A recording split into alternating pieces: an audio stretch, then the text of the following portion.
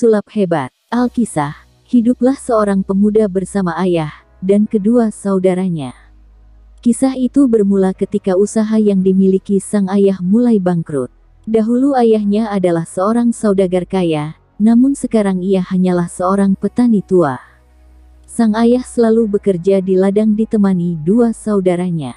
Namun tidak dengan Oliver. Oliver adalah pemuda yang malas. Setiap hari yang dia lakukan hanyalah tidur di atas tumpukan jerami.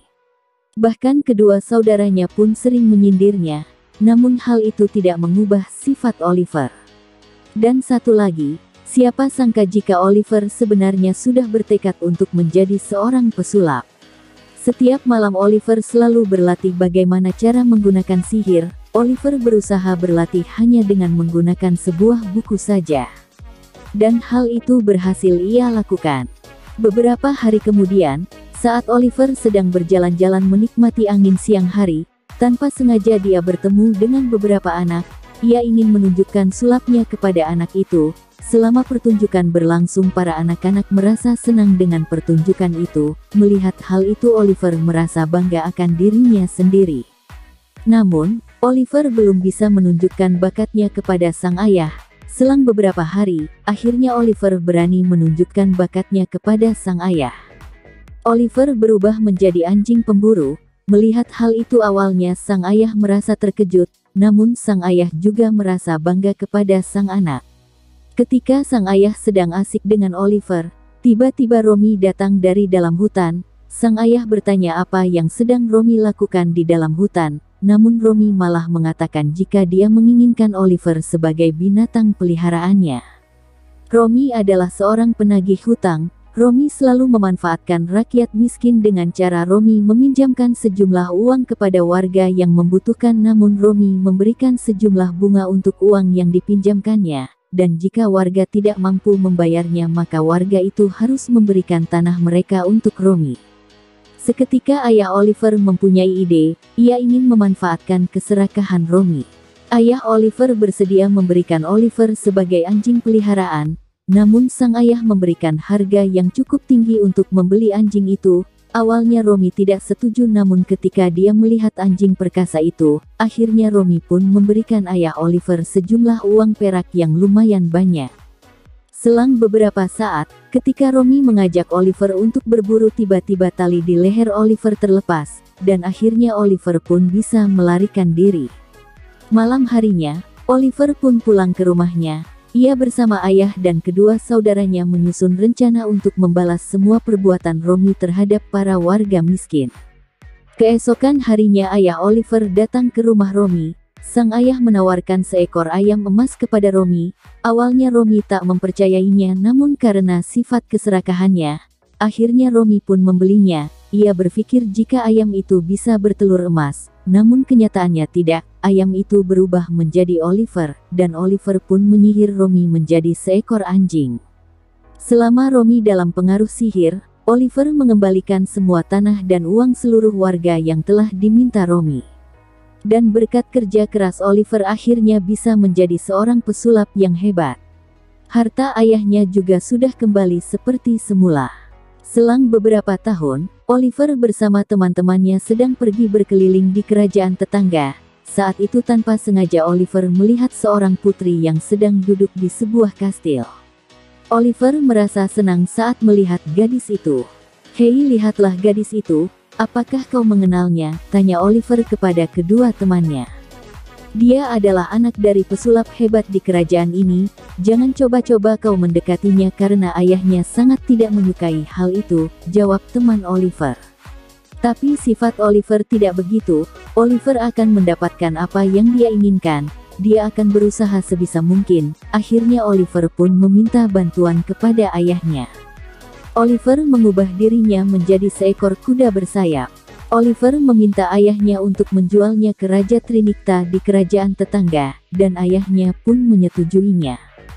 Ketika sang ayah sampai di kerajaan, sang raja merasa takjub dengan kuda bersayap itu, dan dia pun bersedia membelinya. Setelah sang raja membeli kuda itu, sang raja mengajak kuda itu untuk pergi ke kastil putrinya tinggal.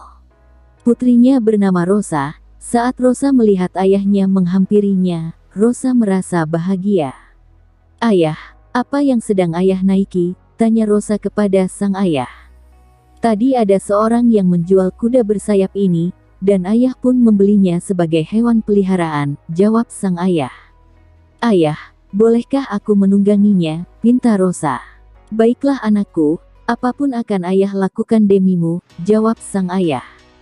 Dan akhirnya Putri Rosa pun menaiki kuda itu. Putri Rosa dibawa terbang tinggi oleh Oliver, sampai tanpa sadar ternyata Putri Rosa sudah sampai di sebuah negeri yang sangat indah. Putri Rosa merasa senang akan hal itu. Selang beberapa saat, hari sudah mulai petang dan Oliver pun mengantarkan Putri Rosa ke kastilnya. Dan hal itu pun terus berlanjut. Putri Rosa selalu meminta ayahnya untuk memberikannya izin keluar bersama kuda itu untuk berjalan-jalan, dan sang ayah pun tidak bisa menolaknya. Setiap hari Putri Rosa selalu dibawa Oliver ke suatu tempat yang berbeda dengan pemandangan yang sangat indah. Sampai suatu ketika, Oliver akhirnya berani menunjukkan jati dirinya. Oliver berubah menjadi manusia seutuhnya, dan berkata kepada Rosa, "Rosa, aku adalah seorang pesulap Oliver, dan aku rela berubah menjadi kuda hanya demimu, karena kata orang setempat jika ada orang yang berani mendekatimu maka ayahmu akan menyihir orang itu menjadi hewan," kata Oliver. "Aku ingin menjadikanmu pendamping hidupku," kata Oliver lagi. Mendengar hal itu Putri Rosa merasa tersentuh.